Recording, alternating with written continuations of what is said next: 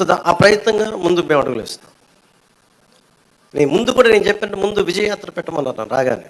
నేను చెప్పాను, నాకు ఒక్క ప్రజల్ని ఇబ్బంది పెట్టే సమస్య కానీ, పని చేయాల్సిన పోలీస్ వ్యవస్థకి అదనంగా మళ్ళీ బందోబస్తు డ్యూటీ చేసి బరువు పెట్టే బాధ్యత కానీ పెట్టకండి.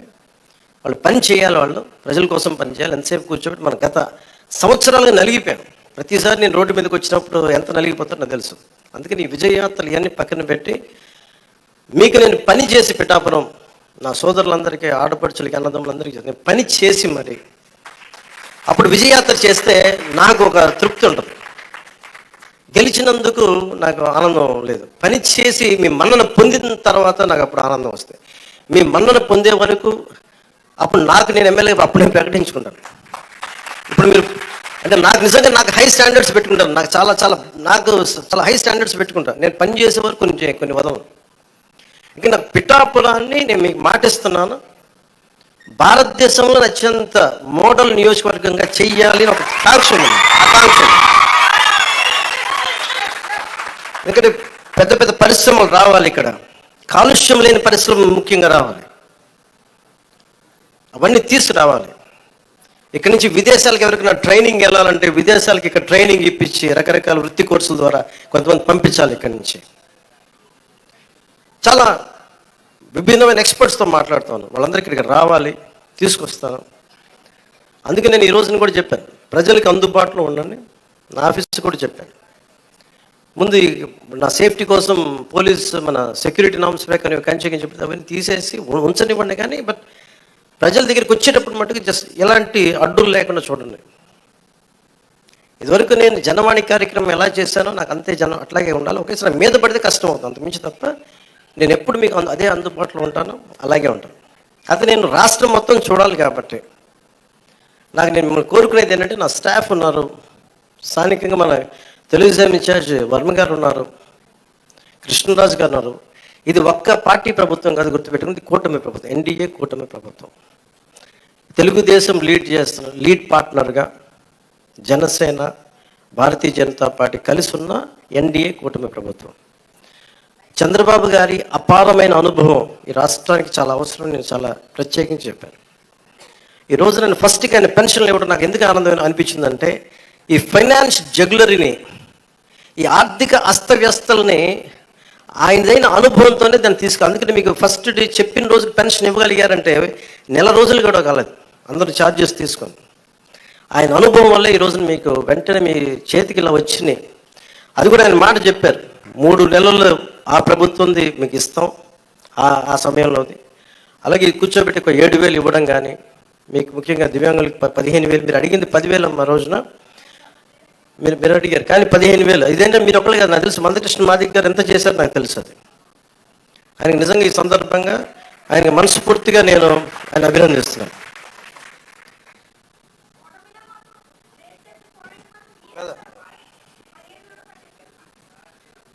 అందరం కలిపి చేసేదమ్మా.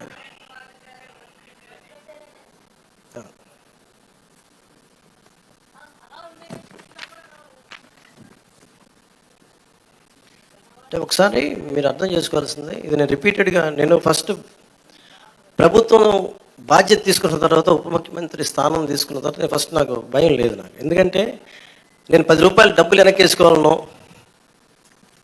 లేదంటే నాకు కొత్త పేరు రావాలనో నాకు నిజంగా లేదు. నాకు ప్రజల్లో చాలా సుస్థిరమైన స్థానం ఇచ్చారు. నేను ఒక నటుడిగా పూర్తి స్థాయిలో ఉన్నప్పుడు నాకు డబ్బు కుదరలేదు. నాకు రాజకీయాలకి డబ్బుకి సంబంధం లేదు నాకు. సో డబ్బులతో నాకు రాజకీయాలు ముడిపడలేదు. అందువల్ల నేను చేసేటప్పుడు మీకు మొత్తం సాయశక్తిలో పెట్టేస్తాను. మీరు చెప్పిన ప్రతి సమస్యకి పెడతాను. కాకపోతే డబ్బు అందరికీ ఏముంటుందంటే, ప్రభుత్వం రాగానే అన్ని సమస్యలు చిటికలో అయిపోతాయి. కానీ చిటికలు అయ్యే వరకు పనిచేస్తాం.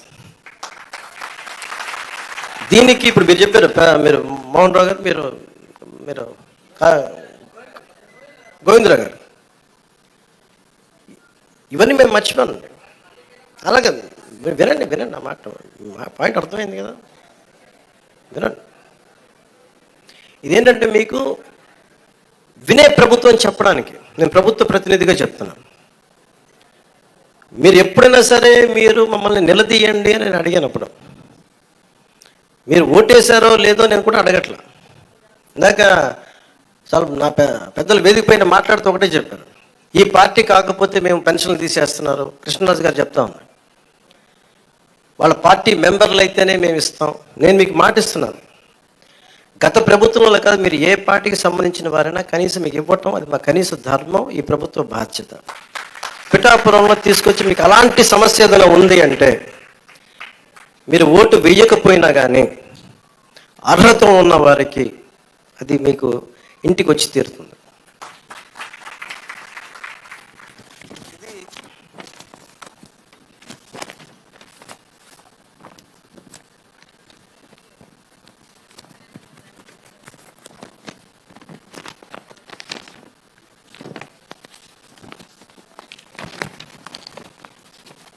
చాలా ఛాలెంజింగ్ ఏంటంటే దీంట్లో గత ప్రభుత్వం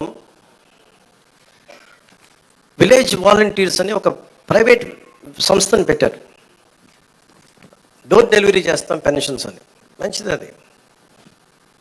కానీ దాంట్లో ఒక కీలకమైనది ఏంటంటే ప్రతి పెన్షన్కి మా దృష్టిలో ఉన్నది, ప్రతి నియోజకవర్గంలో ఉన్నది కనీసం 100 తక్కువ కాకుండా 300 కనీసం దాంట్లో ఇచ్చినందుకు వాళ్ళు తీసుకునేవారు. దాన్ని లంచం అంటామా, లేదంటే చిన్న నజరానా అంటాం, ఏదంటాం, దానికి ఏదైనా పేరు పెట్టుకోవచ్చు. అలా కాకుండా చంద్రబాబు గారి ఆది నాయకత్వంలో ఉన్న ఈ కూటమి ప్రభుత్వం, తెలుగుదేశం లీడ్ పార్ట్నర్గా ఉన్న ఈ కూటమి ప్రభుత్వం, జనసేన వెన్నుదన్నుగా నిలబడ్డ ఈ కూటమి ప్రభుత్వం, భారతీయ జనతా పార్టీ ఆశీస్సులు, కేంద్ర నాయకుల ఆశీస్సులతో నిలబడ్డ ఈ ప్రభుత్వం. నువ్వు చప్పలు కూడా నచ్చిందా? నువ్వే చప్పలు, మోదీ గారి చప్పలు కొట్టాలి మనం చేసిన కృషికి. నువ్వు అర్థం చేసుకున్నావు,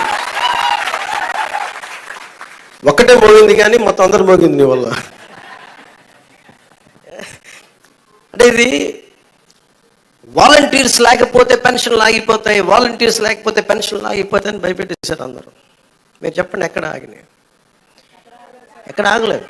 అంటే ఆగకపోగా రెట్టింతలు వచ్చి మీకు ఇంటికి వచ్చింది. అంటే సెక్రటరీ అంటే నేను ఒకటే అడిగాను మన పంచాయతీ రాజ్లో. అంటే మనకి ఒక పిఠాపురంలోనే 600 620 సెక్రటేరియట్స్ కదా మనకు ఉందండి. జిల్లా మొత్తం మీద 620 సెక్రటేరియట్స్, 600 సచివాలయాలు, వీళ్ళందరూ ప్రభుత్వ ఉద్యోగులు. దాదాపు 6,000 మంది పైచిలుక అధికారులు, మనం టోటల్గా ప్రభుత్వ ఉద్యోగుల్ని మీ ఇంటికి వచ్చి మీకు డబ్బులు ఇస్తా ఉన్నారు. వాలంటీర్స్ లేకపోతే ఎక్కడ ఆగింది చెప్పండి ఈ రోజున పెన్షన్స్? ఆగో. కానీ వాలంటీర్స్కి ఆల్టర్నేట్ ఎంప్లాయ్మెంట్ ఎలా ఇవ్వాలి అది మేము ఆలోచిస్తాం.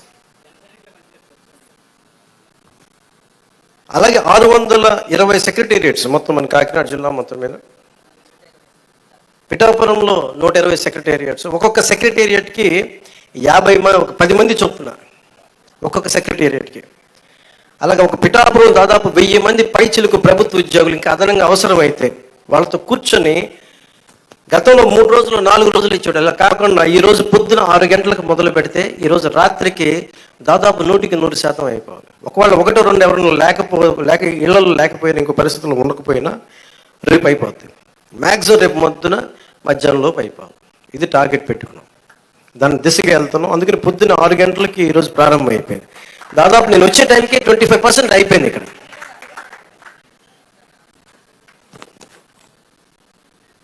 అదే మీరు ఊహించుకోండి, ప్రభుత్వ ఉద్యోగికి బాధ్యత ఉంటుంది. మీకు డబ్బులు ఇచ్చేటప్పుడు మిమ్మల్ని డబ్బులు అడగడానికి లేదు.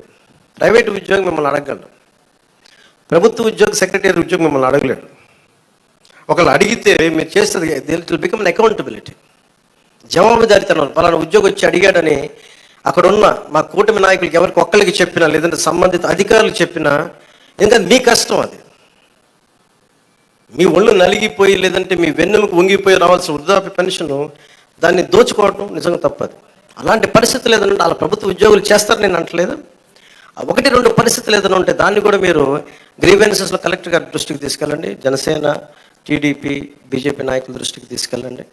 ఎవరైనా సరే ప్రభుత్వం కోసం పనిచేసి ఎవరి దగ్గరికైనా సరే మీరు తీసుకెళ్తే దాన్ని వెంటనే దాన్ని కరెక్ట్ చేసే బాధ్యత మేము తీసుకుంటాం.